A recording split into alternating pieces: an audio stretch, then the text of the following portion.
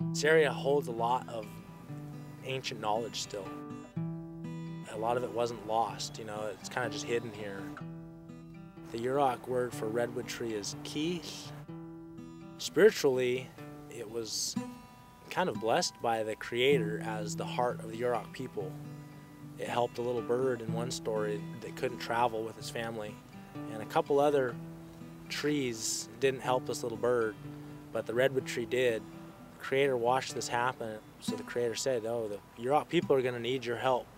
They're going to respect you for this deed you've done for this little bird, and they're going to make their houses and their sweat houses out of you, and they'll respect you. Even when you fall down and they make you into a house, you'll still be considered living to them." The word that they gave me to talk about the old trees is Po-Po-Leen, and that means old trees, or ancient ones, or grand ones, or great ones. You can also use that word, Po-Po-Leen, for your elders in your community. So they had a respect of the old trees are just like your old people.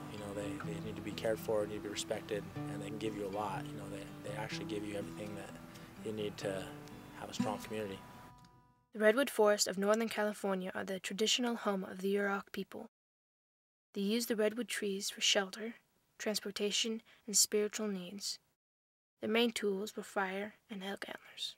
They would cut or break off these, and they'd file the part of this down, cut it here, and they made wedges out of them. So like mauls and wedges, they used rock, and they'd use this part as a wedge. They also would make chisels, and then of course gouging tools like knives, so they could scrape away. Once you burn, you scrape, burn and scrape. That was kind of the process. There are 3 types of redwood structures: the living house, the sweat house, and the ceremonial dance pit. The living house that we're sitting in front of was important for the handing down of female culture, female laws, female rules, female rights. We didn't have a written language, so that was a school, kind of. It was a place where the younger people would go learn from the elders. The sweat house was that for the men. When the women were at their living house doing their thing, the men would be in or around the sweat house. The men had to physically clean themselves, so every night they would either go gather and center themselves either in or around the sweat house. If I go hunting, Yurok laws try to protect the women because they bring life, and there's a balance. So we want the men to have to deal with death, and the women can focus their energy on bringing life into this world, and the men can clean themselves off easier every night with a sweat. We saw the dance pit, and that's just a house. It's not really something that they would build traditionally. They wouldn't build a dance pit and leave it open like that.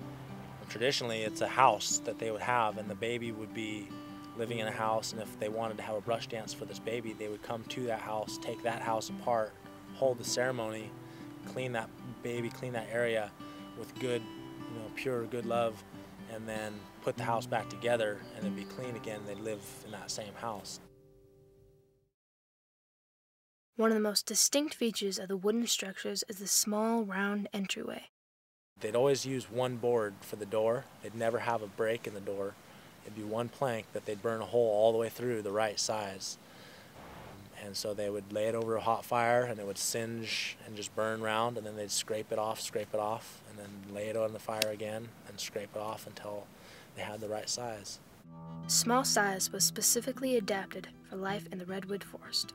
The most dominant animal in California pre-contact was the grizzly bear, and that was a huge, omnivore. He loved to come in and eat some dried salmon or some dried elk or whatever you got, dried berries that you got stored in your house. So the small door actually stops the larger bears from being able to climb in. The Yurok also used redwood trees to make canoes. Traditionally, only canoe-building families were allowed to build canoes. It took up to 7 years. The canoes could weigh up to 1,200 pounds, but were so well designed that a single person could navigate the boat. The builders would carve human body parts into the boat. And we as humans are healthy because we have a heart that pumps our blood, creates that circulation. We'll die if we don't have a heart. And we also have lungs. We need to breathe. We need to absorb something from this world to keep us alive. And there's 2 lungs given to the canoe out of that respect. our blood flows through our body and it needs purification, and we have 2 organs designed just for that, the liver and our kidneys. Out of respect and to make the boat a real pure, clean boat, they give them 2 kidneys, and you'll see those towards the back of the boat. They almost look like feet rests, but they're actual kidneys to keep the boat pure and clean. So you'd want a really strong, really safe, really healthy canoe, and so the men would put those kind of feelings into their canoe when they're making it. And in our culture, those feelings, those prayers resonate out of that canoe forever. Although the Yuroks no longer live in buildings like the ones at Sumac Village, the redwoods still remain in the hearts of the Yurok people. There are still redwood trees growing here. There are a number of Yurok people that are trying to rebuild structures like this, not to live in. You know, we don't live in structures like this, but we come here to Patrick's Point once a year and utilize these structures, and they're part of our religion, part of our culture, part of our community. We respect these structures here as living parts of our community and try and take care of them.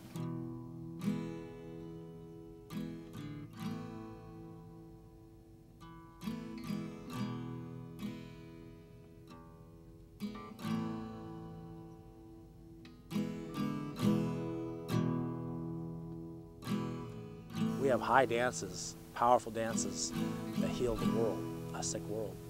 And the redwood tree and the little critters that live in it are part of that dance.